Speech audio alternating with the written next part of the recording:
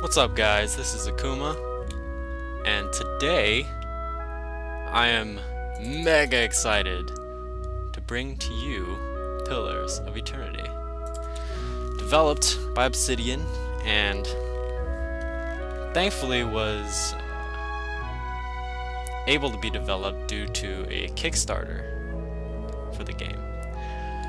I thought I'd bring you guys something new, something different. This game is very similar to games like Baldur's Gate and maybe sort of Planescape Torment, and the Icewind Dale series. I know it's a little out there, but I wanted to share with you guys, something that could be a new experience for you, and is something that is a terrific experience for me. And let's just stop talking and let's just start the game. Normal, obviously. Expert mode and Trial of Iron? What? Alright, first off, what's this? Path of the Damned. In Path of the Damned difficulty, enemies receive a bonus to most stats encounters. Have many more enemies. Warning, this option can't be changed in-game. It is only intended for players who want the most punishing encounters. Ooh, interesting.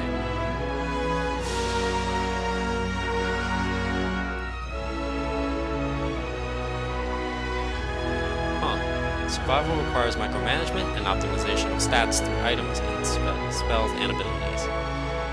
Not really looking to min-max the game. I'm just trying to have some fun with it, so we'll just stick with normal. Let's see what these are. Expert mode disables a number of helper features in the game. Players who want to rely on their own faculties and intuition while playing the game should play expert mode. Option is selected when you start a new game, cannot be enabled in game, and if disabled, cannot be re-enabled in that game. This is the first time I'm going to be playing this game. I'm so excited to play this game. It just came out a couple days ago. Trial of Iron is basically the Iron Man run, where if you die once, it's over. Yeah.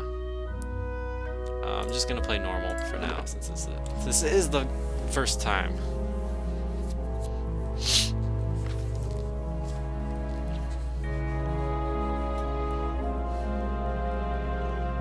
Oh, Pillars of Eternity.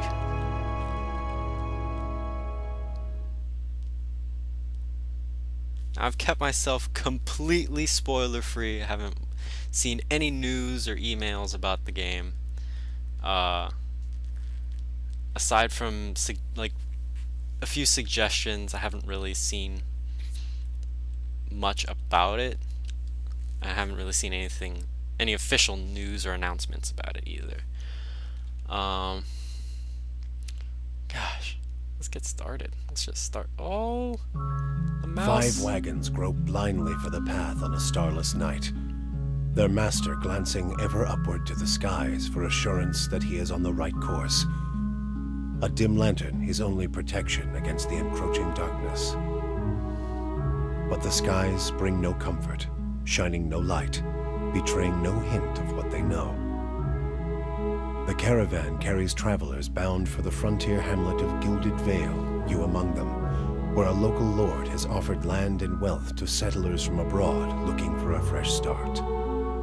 You have taken suddenly ill, sweating and shivering, and one of the other travelers signals for the caravan master to stop on your behalf. He pulls up just in time to avoid plowing into the trunk of a fallen tree that bars the way ahead. You will go no further tonight. Ooh. Love the portrait. Very nice touch.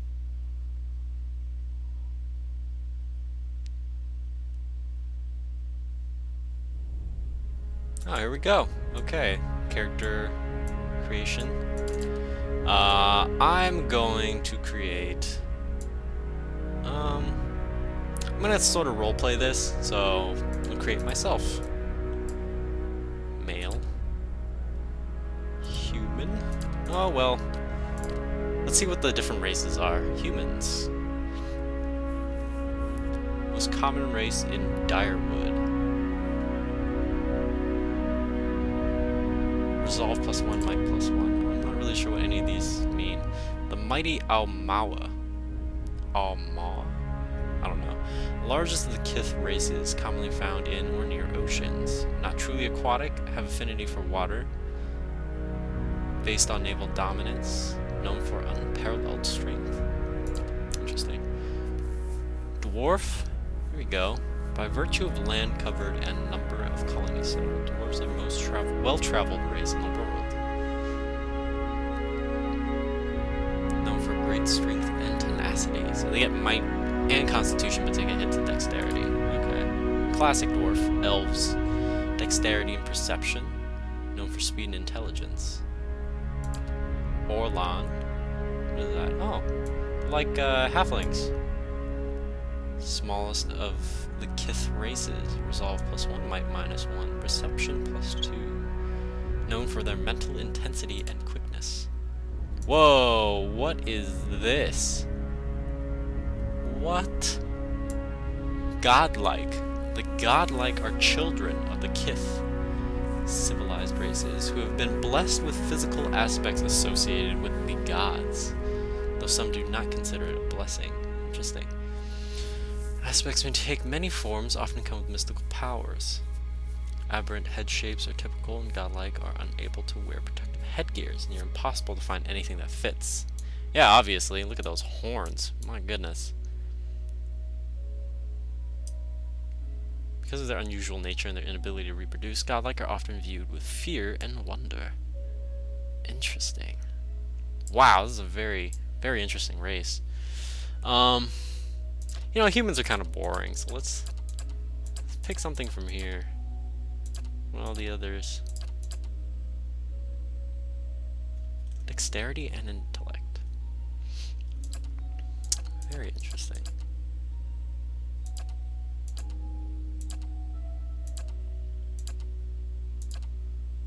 I think I will pick... God, I'm really, really considering the godlike. That's such an interesting race. But,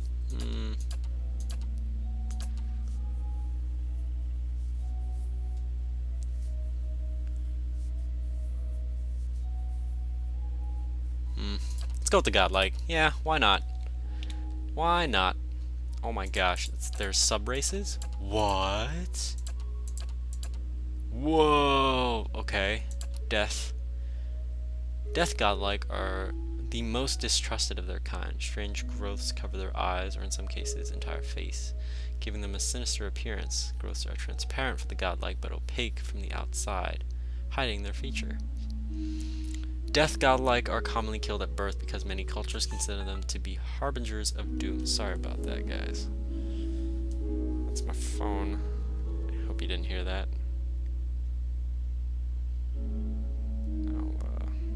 Put that on silence.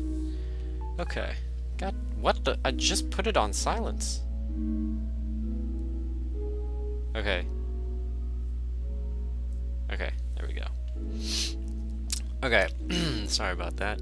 Death's Usher. When death godlike attack an enemy with 25% or less endurance, their damage is increased. Fire godlike. Killing one will cause a volcano to awaken. Wow. When battle forged, when reduced below 50% endurance, fire godlike glow like metal in a forge, gaining damage reduction and doing a small amount of fire damage to any creature who hits them in melee. Oh, so they're kind of like a very defensive sub-race. And they do damage while being attacked. Interesting. Moonlight growth on their foreheads. Strange to some, appearances are generally considered more palatable by other Kith. Jiminy. Oh, Jiminy. Silver Tide. Every encounter when reduced below 75%, 50%, 25% endurance, moon godlike generate waves of healing. Moonlight that restore endurance. Nature grants a bonus. Okay. I think I'm gonna go with fire. That's very interesting to me. And a level 1 fighter. Huh. Next. Class. Okay, fire godlike is gonna be my race. Now to work on my class. Probably gonna go with a melee combat class. What is a cipher? Ability to directly contact, manipulate another person's soul and psyche. There are so many different races. Like, this game is so incredibly deep. And they all do so many different things.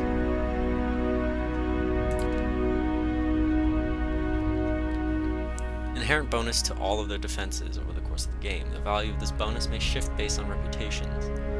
The paladin gains relative to the behaviors that are preferred.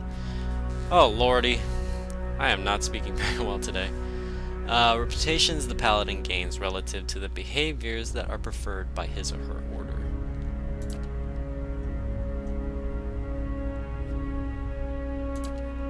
Chanter. What's a chanter? Okay, they speak chants. What a surprise. Wizard? I think a wizard could be pretty cool. I generally always pick the rogue or the ranger. Those are typically the classes that I like to choose and I like to play as. Fighter being maybe second or third, and wizards. Wizards I don't typically play, so it could be interesting to play a wizard in these types of games. So I think I'll play a wizard. Try something new, something different. Oh my god, what have I gotten myself into? Look at all of these spells! I gotta choose from all of these? Dazzling lights. Oh god, I'm sorry guys, there's a lot of reading. This is a new game and, you know, I am trying to learn it.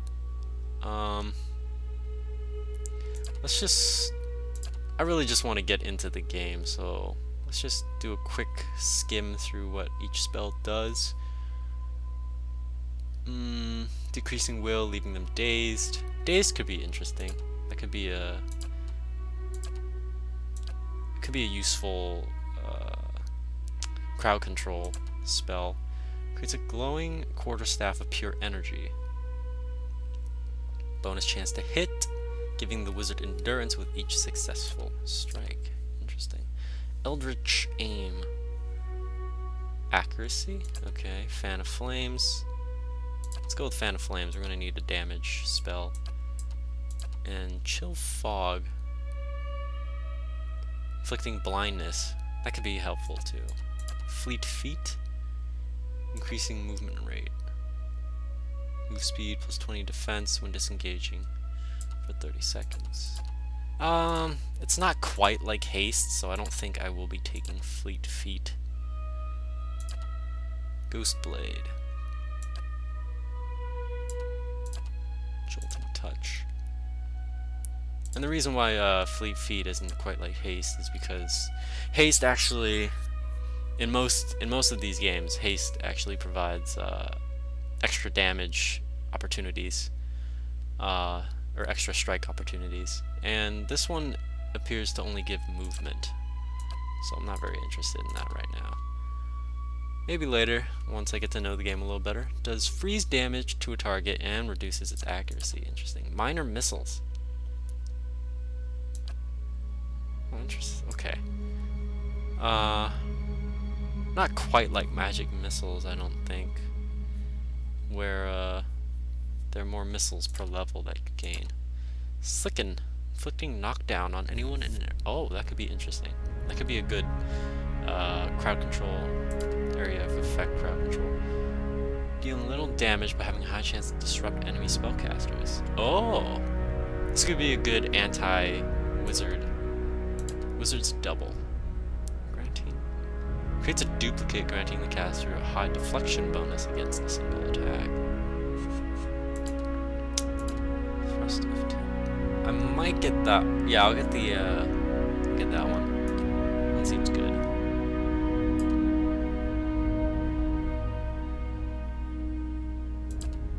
Jolting touch.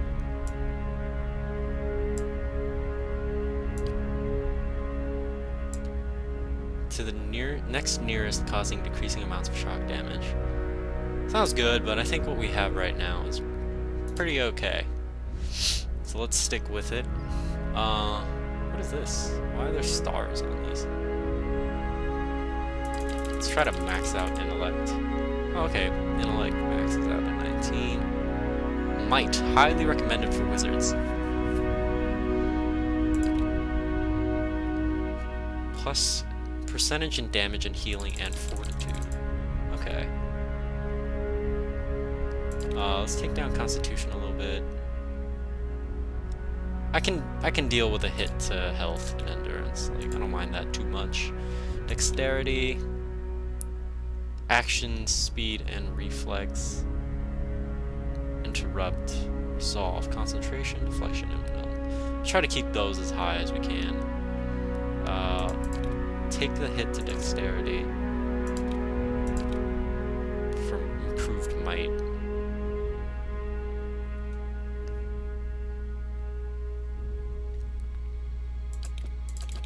You know, yeah. Consider, let's make him fairly intelligent. You know, he's a very smart guy, and he's fairly strong person. Can be useful for intimidating displays and acts of brute force. Yeah, he's a decent, slightly above average in strength. Constitution, he's pretty average. Dexterity, I'd say he's pretty quick on his feet. Perception's decent. Resolve, he's very resolved. Or he's a very resolute person. Takes a lot to break him. So let's bring down intellect a little bit. It's not that smart. That looks good. Yeah, that looks good. Culture. There's even a culture? What? I don't even know.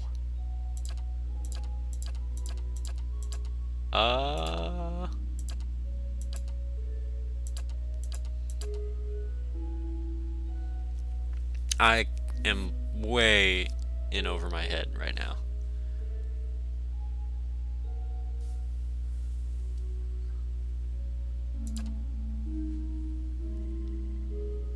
Living lands. Mountainous. The Gulf. Sorry about that, guys. I gotta take this phone call.